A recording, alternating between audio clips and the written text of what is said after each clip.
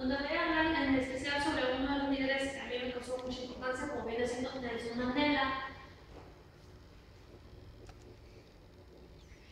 En este caso es muy importante reconocer que los líderes son las personas con actitudes que hacen independientes y que son con propósitos muy establecidos. Este personaje tiene mucha importancia porque es un gran ejemplo en base a las raíces donde surge. Nelson Mandela, 1918-2003. La infancia de Nelson Mandela transcurrió entre los juegos y el estreno contacto con las tradiciones de su pueblo. Él viene siendo un niño de pueblo en el país de África y a los 7 años por la escuela metodista fue bautizado con el nombre de Nelson Mandela por la iglesia de Transkei. Ya famoso, este personaje, sus compatriotas le llamaron como Madiba. Las personas más cercanas a este personaje fueron la forma en la que ellos se dirigían con él. Tenía una gran apertura de su experiencia. A causa del fallecimiento de su padre, él tuvo que ser trasladado a lo que viene siendo como un primo suyo, el gran jefe Contaro. Con él hacían reuniones en las que grandes personajes donde tomaban decisiones se comunicaban. Él siempre fue un gran observador de estas pláticas y fue donde comenzó a conseguir el sentido de la justicia. Cumpliendo los 16 años, pasó a formar parte del Consejo Tribal, tuvo que conocer a Walter Sisson, con quien trabajó con una gran amistad, quien sería un determinante muy importante en este caso de él porque influyó mucho en sus ideales, sus políticas, le ayudó a conseguir trabajo y a establecerse como persona. El poder de la educación, la confianza en sí mismo y la capacidad de trabajo son grandes características que lo identificaban. La valentía y la integridad figuraban una de sus grandes virtudes. Sisu captó de inmediato sus capacidades de líder y fue por eso con que lo comenzó a mover en el Congreso Nacional Africano.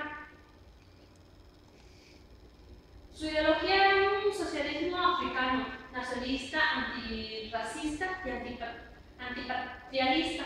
En 1944, Mandela fue uno de los líderes fundadores en la Liga de la Juventud del Congreso, al que llegaría a conseguir con un grupo dominante en el Congreso Nacional Africano. En 1948 llegó al poder de Sudáfrica en un partido nacional.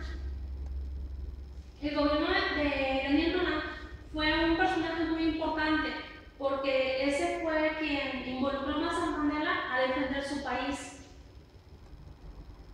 La Liga de la Juventud del Congreso era presidida por Mandela y organizó campañas donde estaba en contra de las leyes eclesiásticas, las que provocó este personaje que mencioné anteriormente. Se estableció, a partir de que él comenzó a defender los derechos, se estableció su primer bufete para abogados negros. Solamente iba la raza negra a pedir ayuda porque había una gran discriminación entre los blancos y negros.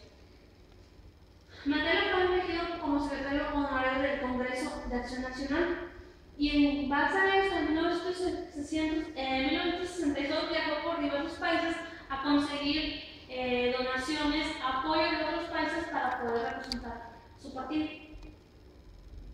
Mandela, detenido y condenado, fue durante 5 años y mientras aún estaba en prisión fue uno de los 8 dirigentes de la Alianza de la Nación declarados culpables sobre sabotaje, traición y conspiración.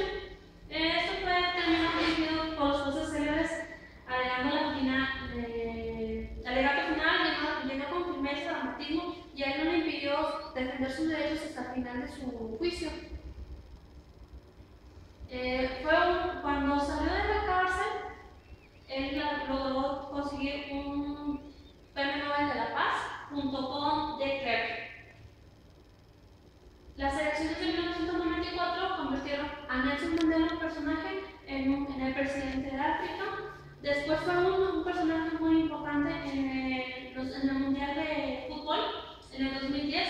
De hecho, existe una película donde cuentan cómo el liderazgo de este personaje cuenta hacia el equipo. En julio de 2013 sería gravemente enfermo, la población cercana fue la que sufrió y sintió. Las condiciones de vida comparten muy influyente en el desarrollo de las capacidades. En algunos casos las habilidades no simplemente nacen, también se hacen en el transcurso de su vida. Gracias.